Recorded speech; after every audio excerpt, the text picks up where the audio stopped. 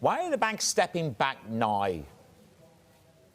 Well, Matt, clearly this is a ramping up of corporate America expressing their condemnation and really frustration with what happened in the Hill last week. And while it's perhaps normal to think that they would withdraw support for Trump, given that most polls show Americans believe that he incited the violence that took place on Capitol Hill, but this is banks going much further, really taking it to the next level and withdrawing all support for Republicans and Democrats. You look at J.P. Morgan, the biggest bank, taking a 6-month suspension.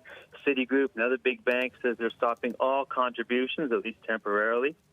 Others are a bit more targeted. Morgan Stanley says they're only going to withdraw support for those in Congress who voted against the certification of President-elect Biden. But you put it all together, Matt, and this is a pretty significant move by some pretty significant donors for the political parties in the United States. Yeah, one could say they were very happy with the deregulation, the dividend policy, and perhaps it's a little bit disingenuous to do it now. What does it mean for contributions going forward? Well, I guess the question is, Matt, how long does this go on for? The two that I mentioned, J.P. Morgan, Citi, are saying maybe 6 months is a temporary pause. But the question then is this a rethink in general of political contributions? And if they did, that would be significant for the political parties. Look at the number crunching we did last month.